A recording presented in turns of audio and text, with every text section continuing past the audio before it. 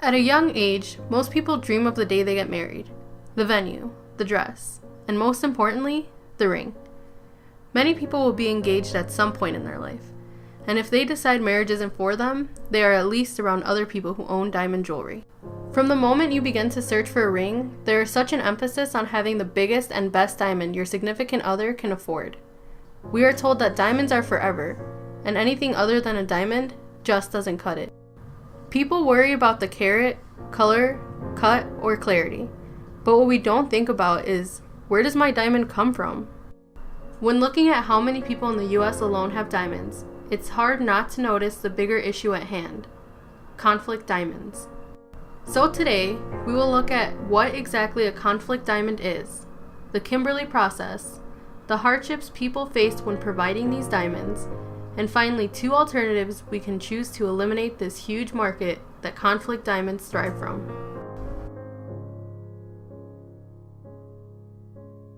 A conflict diamond is a diamond that is usually produced by forced labor. These are diamonds that are mined from places in Africa in poverty-stricken communities.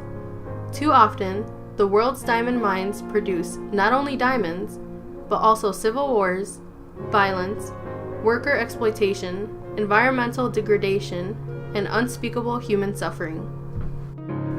In a 2015 study, the Enough Project said the main armed groups in Central African Republic reap anywhere between 3 million and 6 million annually from blood diamonds that fund war operations. According to my class survey, 80% of students did not know what the Kimberley process was. Simply put, the Kimberley process is a process that was established in 2003 by the United Nations General Assembly in order to ensure that the diamonds that were entering the United States were not conflict diamonds.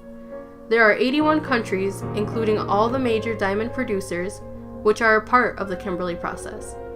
Even with the Kimberley process in place, there were 140,000 carats that were smuggled out of Central African Republic.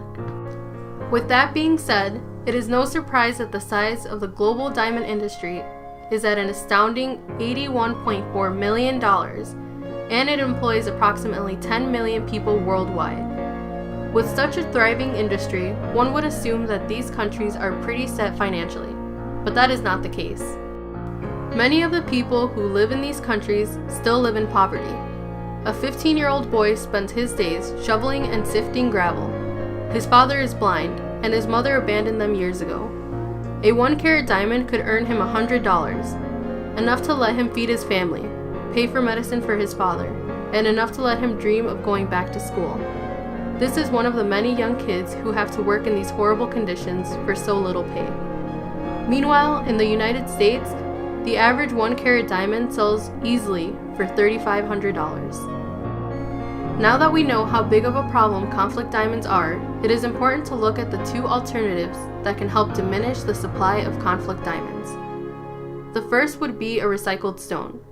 I know everyone is assuming I'm referring to a pawn diamond, but that isn't necessarily the case. We can ask family members if they have heirloom diamonds they are willing to pass down, or if it is uncomfortable, ask if they would be willing to sell it to you. If there are no heirloom diamonds in your family, the second option could be to choose an alternative gem. With such advanced technology, companies are creating diamond-like gems for a fraction of the price. A 1-carat moissanite, which is a colorless stone that resembles a diamond, is only $425.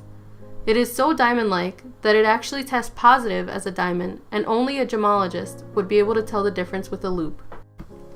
As my video comes to an end, I urge you all to please choose a recycled or an alternative stone. There are thousands of young children just like the one in the story about the teen boy, and if we can save at least one life, it can make a difference. So remember, what can bring happiness to our life can cost the life of someone else.